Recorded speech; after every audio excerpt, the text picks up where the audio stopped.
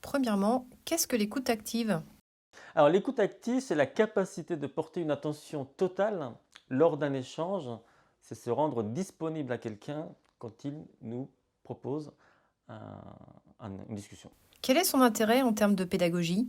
L'intérêt pédagogique de l'écoute active, c'est la capacité de comprendre ce que dit l'autre. C'est donc pour nous, la traduction, c'est quand on explique une consigne, c'est d'être clair sur les propos, sur l'intention qu'a une personne lors d'un échange. Pouvez-vous nous raconter un exemple avec un élève, un parent ou un collègue? Alors, moi, mes élèves, généralement, je fais ce qu'on appelle une synchronisation avec les capitaines. Et donc, chaque capitaine vient un petit peu expliquer quelles sont les difficultés ou ce qui fonctionne bien dans son projet. Et là, la difficulté, c'est que chacun arrive soit avec un problème, soit avec une question. Et en même temps, il doit être force de proposition pour ses camarades qui vont lui expliquer les difficultés qu'il rencontre. Donc, l'écoute active, c'est se dire, je me consacre totalement à ton problème et je pourrais peut-être te donner une réponse après.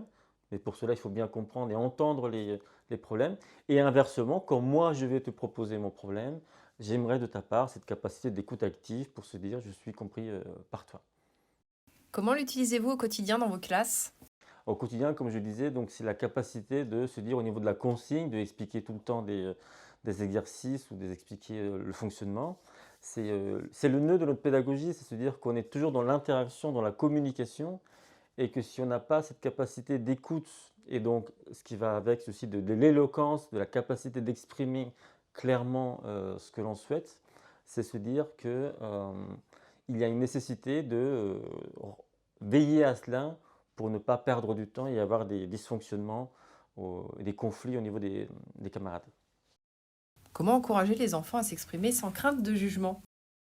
Le cadre collaboratif propose justement de veiller à ça, de ne pas être dans le jugement, d'être une force de proposition. On a 7 règles qui permettent de dire cela. Une qui est la bienveillance et de se dire les choses gentiment. Et à force de poser cette règle-là, chacun arrive progressivement à se sentir légitime dans l'échange qu'il a. Avez-vous pu constater l'impact positif sur la confiance en soi des enfants? Alors l'impact, alors évidemment pour les enfants timides, c'est là où il y a une vraie évolution, parce que comme ce cadre n'est pas dans le jugement ni dans la compétition, on a cette envie tout d'un coup de proposer, d'être force de proposition. Donc c'est progressivement qu'on va oser aller de l'avant, oser faire une interprétation théâtrale ou poétique, comme je le propose souvent dans la classe. Et ça c'est la vraie révolution. Et on a aussi inversement, pour les élèves, entre guillemets, ce qu'on appelle des leaders ou des traits dominants, progressivement, plutôt que de prendre la totalité de l'espace, ils vont aussi laisser une place à ses camarades.